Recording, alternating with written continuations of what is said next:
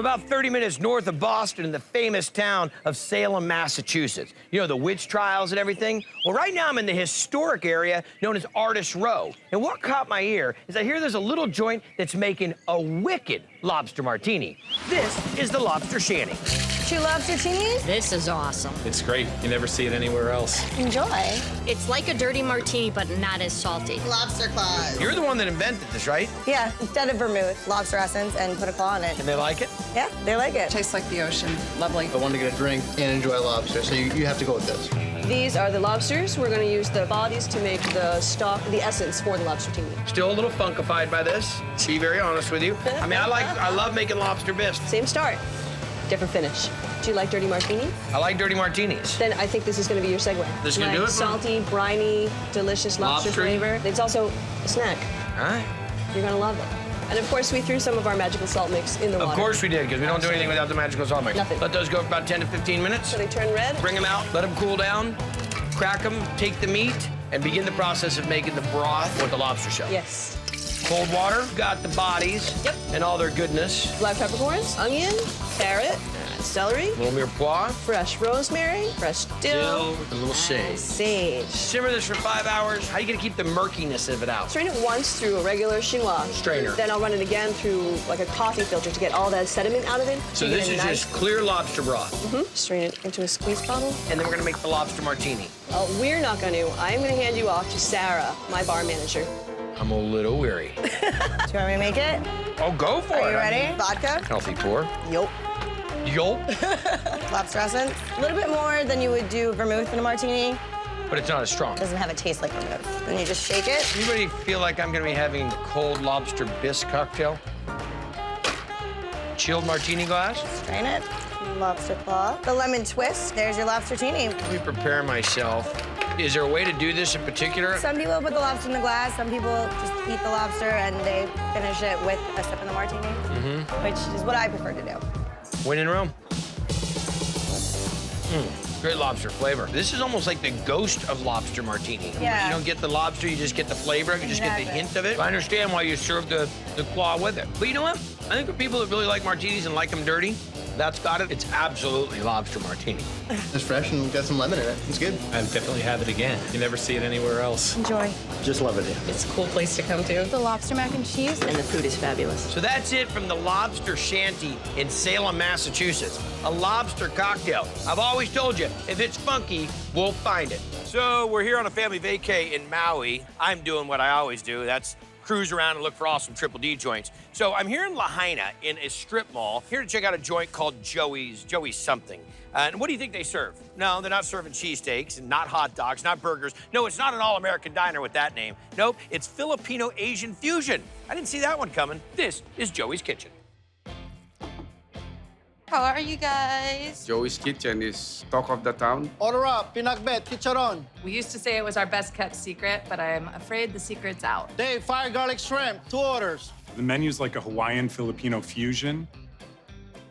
Here's your garlic shrimp. I love the garlic shrimp. It's a really unique flavor. I haven't had it anywhere else. Green papaya, it's a sweet, sour crunch. It's a great salad. You know what time it is? Flavor time. So what is this dish called? Garlic Kauai Shrimp. And we're gonna make a calamansi fish sauce. This is our calamansi, a cross between orange and lime. A little tart, you know. Little tart. Calamansi, Palm vinegar, sweet chili sauce, fish sauce, cilantro, garlic, a little bit of salt, and sugar. and the salad consists of the julienne carrots and the green papaya?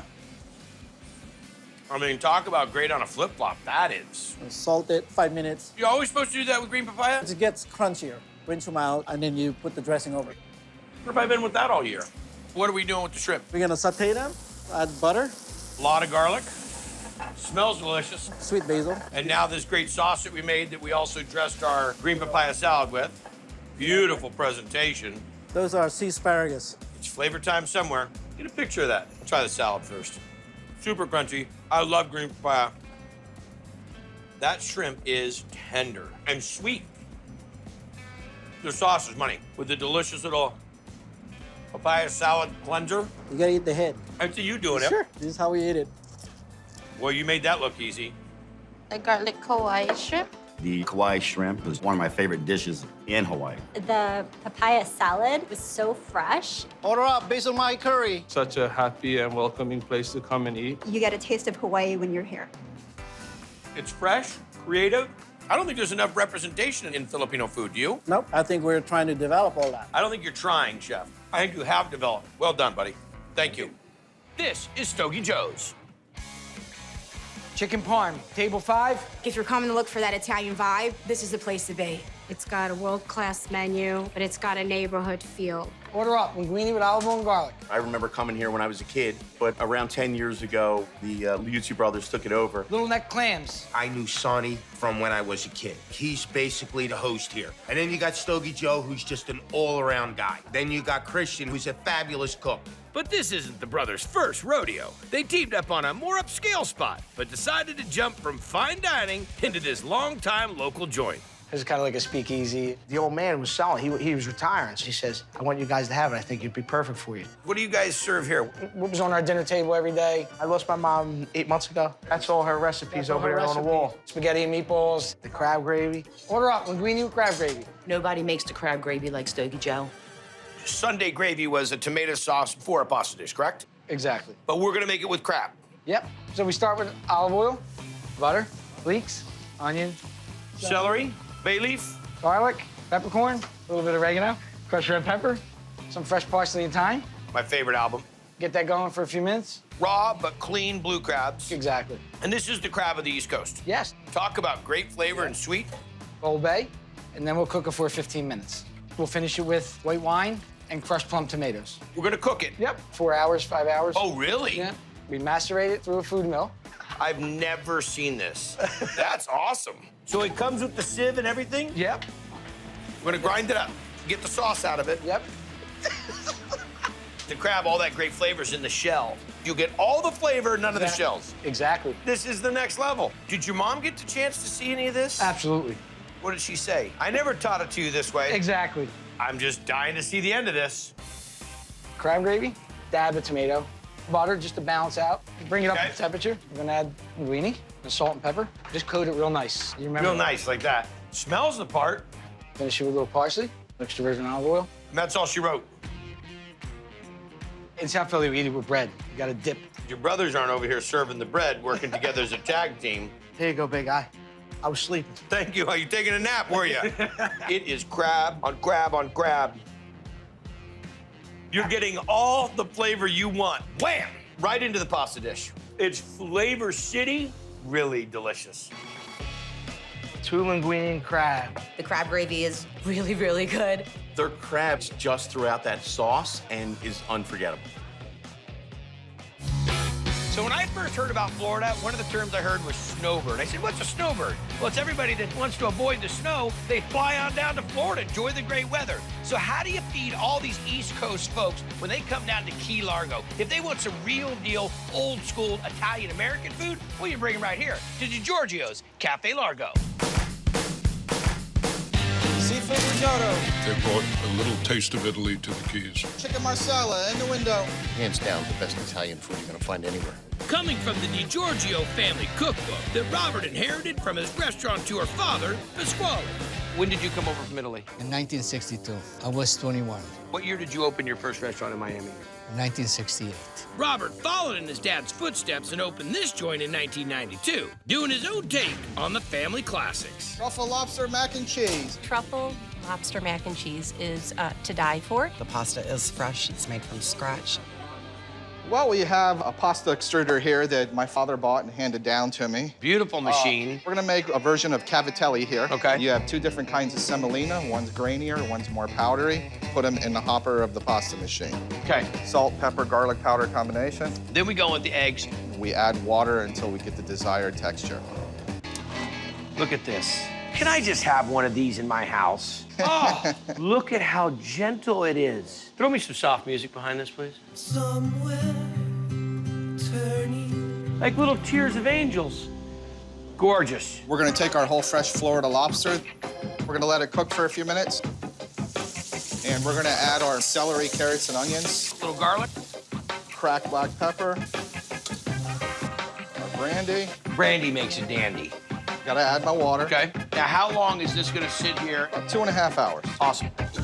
Strain it. Let's get our frying pan hot. Some of our reduced stock, ready to add our heavy cream. Let that reduce a bit. We're gonna add a little roux to thicken it up. Then we have a combination Asiago, Fontina, Parmesan, mozzarella, a little smoked provolone in there. Living on the edge. Fold in our lobster, There we go. our house-made cavatelli, There's a ton of cheese in there. and house-made truffle breadcrumbs. Okay. And then we're gonna throw it in the salamander, toast off the breadcrumbs, Top of and it. then we're ready to serve. We're ready to go. Okay. Look at that.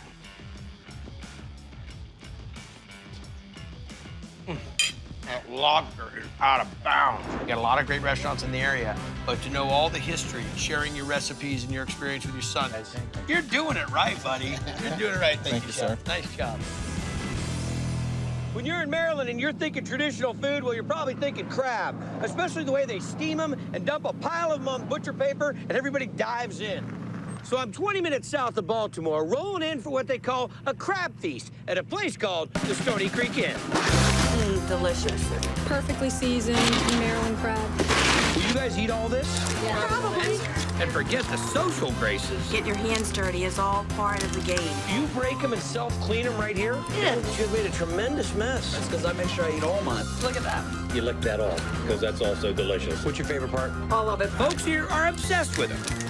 And that includes the owners. You have a crab tattoo. Female blue crab. They are going hot. Bill Green and his wife, Mary, We have a table of 7 coming in. worked the open-air market when they were kids. Watch your step. 8 years ago, they opened this joint near Stony Creek off Chesapeake Bay, serving everything crab. Found a jumbo lump crab meat, a half crab toast, a crab pretzel, and a crab ball. And in the Maryland tradition, All right, guys. steamed by the basket with sweet corn and tossed on the table. I love crabs. Yeah. These are delicious. Who taught you how to steam crab? My father. And he's still doing it Dad's way. We're going to put our seasonings together that we're going to season the crabs with. Salt, kosher salt, paprika, dry mustard, Chili flake. a little cayenne, There we go. a little thyme. Time. So no Old Bay on this? No Old Bay on the steamed crabs. Oh, everybody stop for a moment. I don't know that the world as I know it. Well, a little bit like a blackening spice. Cayenne's fresh. The steam is going to pick up these seasonings and flavors and go in through the crevices and joints of the shell. Plus, it's going to be on there when you're picking them. You can get it all over your fingers when you eat. Okay, now we go out. So what are we going to do with them? You want to layer them down in here.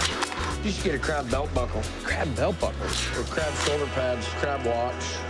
And the seasoning we made earlier. You just go through that seasoning like crazy. Yeah. Get some fresh corn, put it right on top of the crabs. Now we go to the steamer. Throw a lid on it, 25 minutes. Check. Crabs Right, ready. red. Put them on the platter, and then we go have what we call the crab feast. Yep. Is that the way he does it every time? They're just fantastic. They're very rich. It's buttery, it's sweet. The salt complements it really well. The seasoning on the crab is pretty outstanding. Wow. Hang out long enough, they'll feed you. A crab on a stick. Oh, that's good. A multi-generational spot in Ottawa, Canada, keeping a seafood tradition alive. It's Pelican Seafood Market and Grill. We'll come and pick up some salmon and take it home and prepare. Other nights when you just feel like going out and being pampered, come here and have lobster poutine. You come to Canada, you get big about the poutine. But this isn't normal poutine. Lots of nice, meaty lobster. The gravy, it's a lobster bisque blend. The combination blew me away. Poutine is typically fries topped with beef gravy with curds, but we're taking it to lobster. We're taking it to Lobster Town. Is there a lobster town in Ottawa? Now there is. Right here, right Now here. there is. Start with the stock. Put our raw lobster bodies right on top of our mirepoix. It's gonna go in the oven. How long? 2 to 3 hours. Deglaze it with the white wine right now. Right into the pot here. Okay. Water, bay leaf, and peppercorn. And how long are we gonna let this go? 3 hours. Next up? We are gonna make the lobster bisque. Okay. Olive oil, white onion, red pepper, orange carrots. Because they're out of the blue ones. We got our lobster stock, and we're gonna get this pureed. Say hello to my little friend. Thicken this up with our butter and flour. Roux. This is the longest stock in the world. Time for her to go back in. All right. Our brandy and our Jägermeister secret weapon here. Right into our mixture and cream. This is the bisque that you're serving in the restaurant all the time? Yes, we're gonna turn it into a lobster gravy. All right, start it up. Mascarpone and our cream cheese. We still have cheese curds to come. You got it. Is there a swimsuit season here in Ottawa? For about a month. That's when I'm not gonna eat the cheese curds. Bring on the lobster. Let's take out our lobby straight from the steamer. Do you steam them per order? Yeah. When you say lobster poutine, you're not joking. Fries. So we cut them by hand every day. Cheese for the gravy, and we're gonna put the rest right on top of the fries. Gravy. Chives. What was the noise that just happened? You gotta make that noise if you want it to fall nicely, you know? Never in the history of Triple D have we ever had a sound effect seasoning. I respect the full swing of the bat here. And I'm thinking I'm gonna get bits of lobster sprinkled inside of the poutine, but when you get it served in the body of the lobster, and this is higher end, wow. I'm getting all that brandy flavor. Next level with the cream cheese and the mascarpone, grape fries, delicious dish, well done. Right on. Lobster poutine. This ranks probably as one of the best poutines I've ever had, and believe me, I've had a lot of poutines. The sauce is super silky, and it's perfect. This whole dish is so Canadian. Welcome back. I am hanging out at La Tostaderia with Chef Fernando. This guy's got a story that you will love. Comes from Mexico, goes to Canada, opens a taqueria, comes down to the United States, opens a carnitas joint here in Grand Central Market, then goes to culinary school, elevates himself in the world of food, and opens up La Tostaderia. Really fresh seafood, great ingredients, and they definitely take their time for every plate. It's a cross between a great ceviche joint and a taco stand and a tostada stand. So, he tells me that he makes a burger. Patrona burger at the window. The Patrona burger is delicious, combination of cheese and shrimp and aioli. It's not your typical seafood burger, what you get in a lot of other restaurants. It can't be beat, it's delicious. He says if I don't love the burger, he's gonna buy free lunch for all my crew. I hate the burger. All right, what's first? Okay, mango, red bell pepper, chives, and then... Let me guess, cilantro.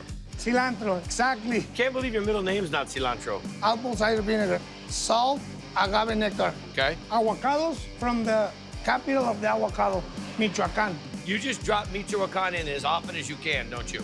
I love my steak. I know you do. So you just toast it, put all together. All right, time for the burger? Yeah.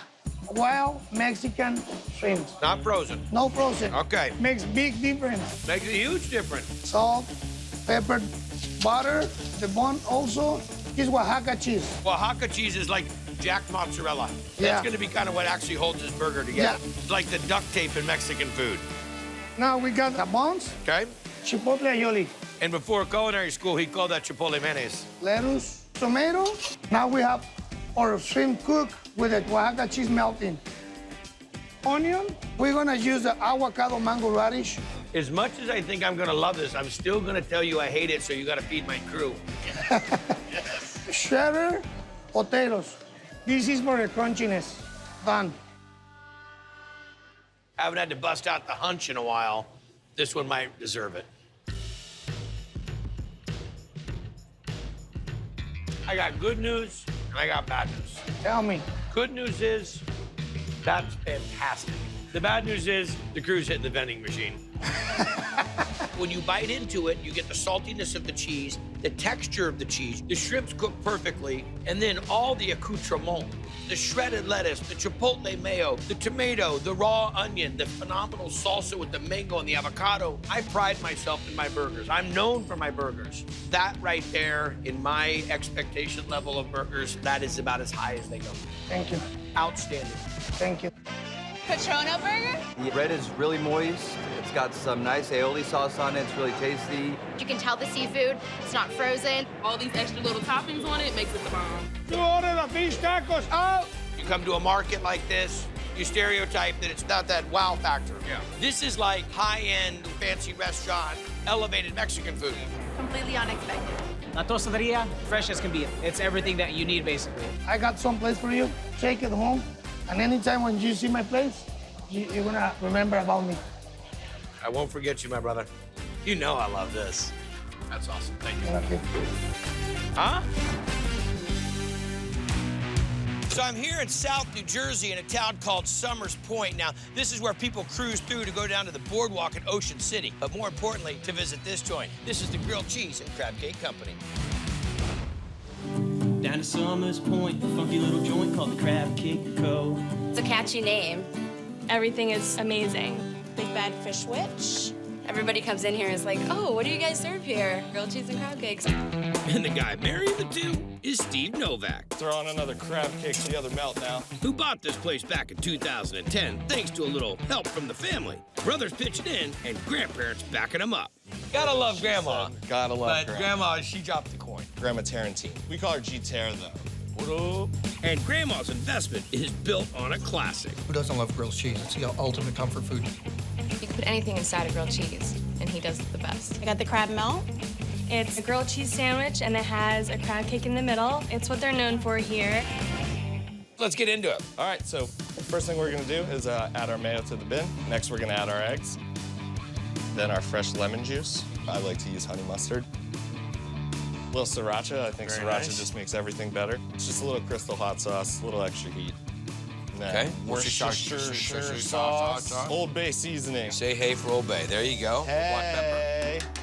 Actually, this is celery seed. He's at 1 point over here. Little celery seed. Very nice. And then baking powder. A load of fresh chopped parsley. And then we whisk her up. She's good to go. Next, we add our panko breadcrumbs. So we want to make sure it's incorporated in real good. Now the crab, let's talk about that. Jumbo lump. Treat it very gingerly now, correct? Exactly. Because you don't want to bust it up. People like to see those real big lumps. My lovely Right. crabby lumps. That is some creamy. Actually, this will solidify once it sets. It's gonna have to. So we're gonna throw a little butter on the grill. Okay. We're gonna take our crab cake, put it right on the butter. Butter the bread. You and butter. Monterey Jack cheese. I mean, shouldn't you have it like on a squirt pump or something? Like Probably. We're gonna steam the bread, just make sure we melt the cheese real good. So we're gonna let this cook up on both Yep. sides? This is our crab melt. Wow. Crab cake is a little bit creamier than most people expect. Yeah. Crispy on the outside, tons of crab. No question about the amount of crab in there. Nice crunch of the toast, not too much cheese. You pulled it off, man. Nicely done, bro. Thank you. Nicely done. I love it. It's a favorite. It's moist, it's fresh, it's delicious. You can either have it plain or angry. Angry here means sriracha and jalapenos. You make the cheesesteaks angry, cream of crab soup, you can get that angry. Having the sandwich angry makes me very happy. Now, you watch Triple D. You know I love Italian food. It's got to be handmade. It's got to be homemade. It's got to be the real deal. And from what the locals tell me, Reno's place is all that. Best food in Boston. Tenderloin. So is second-generation owner, Tony DeCenzo. Shrimp scampi up. Were you born in Italy? Born in Italy, migrated here with my family in '85. My parents bought the business. We're ready to retire in like '94, and I've had it ever since. I have a lobster ravioli. The ravioli is made fresh, just very delicious. All right, what are we making first, boss? Okay, we're gonna boil some lobsters. Okay. For our lobster raviolis, we have 2 lobsters, about 1.5 pounds each. Is it water seasoned? Yeah, a little salt. Drop them in there. For about 30 15 minutes? 10, 15 minutes. yeah. Okay, when these get done, we'll get started. Yeah, we're gonna shock them in an ice bath. So we stop the cooking process. Okay, now we're gonna take all the meat out, the tail, the claws. This is for the filling? Yes. All right, so we get all the lobster meat out. And the legs also. We're gonna roll out the legs. Yes. This is actually going to be quite comical. His big hands and this. Get after it, boss. Squeezing all the meat right out of it. Look at that, like lobster sausage. That meat is super sweet and super tasty. A lot of work for a little lobster. So this gets us the bowl of lobster. Now we chop it up, do a little saute on it. Some extra virgin olive oil, some shallots. Where do you get your olive oil from? Italy. Of course. We got the chopped up lobster meat. There we go. Okay, a little fresh parsley. Italian parsley? Yes, salt, pepper. And that's all she wrote. Yeah, pull it off the heat. Let it cool down. About a half an hour. Somebody's got to try it. Can't we just eat it like that? I know, it's delicious. Okay, you ready? Go. We're gonna make our filling. Fresh ricotta. Where are you getting the ricotta from? From Italy also. What, do you have like a tram that goes back and forth? Nothing but the best. A Parmigiano Reggiano? Parmigiano Reggiano. Some parsley, salt, pepper, a chilled lobster meat. All right, brother. Just fold it. I like to leave it chunky. Yes. No, I want some chunky. texture. None of this pureed stuff. No, I want chunk of lobster. There you go, that's right. So we got this ready. Next thing is making the pasta. Exactly, yes. Please, will we eat soon? Yes, we will, yes. Killing me. the flour, make the well, where we're gonna add our eggs. We make pasta at home quite a bit, my boys and I. This is how my grandmother taught me, my mother. This is how we do it. Add the eggs. Then, a little salt, a little extra virgin olive oil. Because our pitchfork is in the shop, we're gonna whip the eggs with this. Each time he mixes it around, a little bit more flour catches in, incorporating into the eggs. Now it's kind of like pasty. We can start folding in the flour. And now just as much flour will stick to it as it can. And do you do all the prep and everything in this little kitchen? Yes. We're making a sheeted pasta. We want to gently do this, so you start this on the largest number. Exactly. And we're gonna work our way down to like 2.5. Wow, look at this. There should be music to this right now. This should be a video. When I get towards the end, we're gonna fold it to make it a little bit more wider, better consistency. So it really fits inside of the ravioli mold. Exactly. There you go. A little flour right on top of the mold. Just press it in a little bit because that's where the filling's gonna go in. Wow. You don't skimp on the filling. Nope. I just want you to see this. That right there is plenty. But that is how much you put in a ravioli here. Crazy. Now we do another sheet. Yep, right on top. Press down to the two pastas sealed together. Flip it over. 1, 2. Take the mold off and then cut it with the dough cutter. See where the ridges are? Then what we do is press them on all sides. Make sure that they seal. There's no air in these. Then you hit a little flour, put them on a sheet tray. What we'll do is we'll freeze them. They'll seal even better, and then you're off to go. We're gonna make the lobster ravioli sauce now. Fantastic. Some extra virgin olive oil, shallots, lobster meat. Seriously? Yeah, salt, pepper, let that sweat a little bit. Next, we'll add our brandy.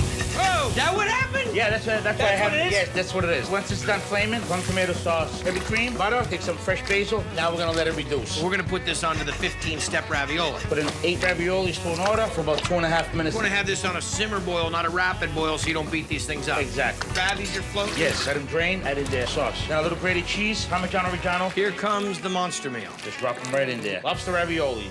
I can feel the firmness of the pasta. Oh, that's ridiculous.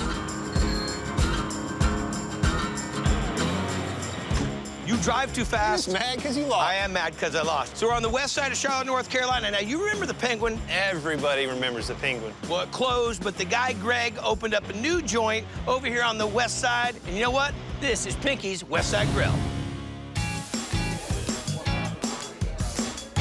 Redneck turf and surf up. The people, the energy, the food is good. Woo! Love it. I'm here about 3 or 4 times a week. This used to be an old garage that worked on Volkswagens. That's why there's a Volkswagen on the roof. This old garage switched gears from cars to cooking in 2010 when chef and owner Greg Otten cruised over from a legendary local spot. It was about 8 years ago that we met you at the Penguin. And a funky little joint and a great time. That place is closed. Things have changed. To see how you reopen, it's bigger, it's badder, it's faster than it was. It's everything from, oh, I just want a salad or a fat hamburger with everything on it. Triple G in the window. Triple G has 3 patties. It's got slaw, chili, mustard, and American cheese. And why do you call it the Triple G burger? Because it was Triple G Volkswagen repair. See, I thought when you called this the Triple G burger, it was Guy's Grocery Games. Even in Charlotte, it's got to be about Guy. All right, what do you got, buddy? We are making our house-made chili for the Triple G burger. Got it. 80-20 ground beef.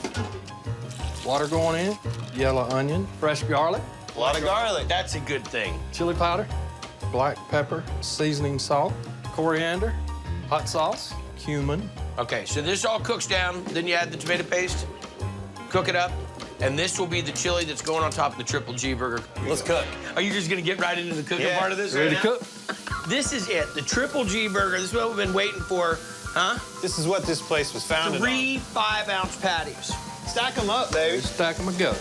Oh, my. We've got the pound of meat, 3 pieces of cheese, house southern slaw, mustard, chopped onions. And then the chili. Put this on top. I want to see you do this. I don't know how to do this. All right, here we go. Get after that. Greg, I'm telling you, it's fantastic. You're attacking this thing. It's like a coyote got a hold of it. Triple G, sir? It's a sloppy piece of equipment, but it's delicious and filling. Shrimp tacos up. Just great food, great atmosphere. And it's just a wonderful energy that's here. Greg brings up things that you would think, what? And when you taste it, it's just fantastic. Corndog shrimp up. Corndog shrimp is delicious. The corn dog batter is sweet, and then the shrimp tend to be a little bit salty. It's just good. Okay, what are we making next? We are making the batter for the corndog shrimp. Dipsy dog corn dog mix. That's very old school. A lot of fairs and circuses and stuff like that use it. We're gonna go in with the water, and we're gonna jump on it with a whisk. All right, so see how nice and creamy that is? So it'll really coat to that shrimp. Here we go. 21.25 shrimp. Grab them by the tail. By the tail. Dump them in. Okay. Gotta set them in there nice and easy. Float them a Set it bit. in and let it go. That's so it doesn't just sink to the bottom. Let her fry. There you go. Whoa! Corndog shrimp ready to go. Perfect them babies are. Pretty proud of yourself on these, aren't you? Yes. Get in after it. Oh, yeah. They're so good. It tastes like a corn dog. Sweet, crunchy batter. Straight from the fair. Straight from the fair. Straight from the fair. Not salty. The corndog shrimp is something I've never had, and I'll be back to Pinky's weekly because they're so good. Corndog shrimp. The breading they use on there with the shrimp inside, it's extra sweet. It's always fresh shrimp. It's great stuff. Ding dong chicken up. All the food is right on. It's all around a good experience. I have a cousin named Pinky, and his real name is Greg. So, Pinky, Greg, I mean, this was meant to be.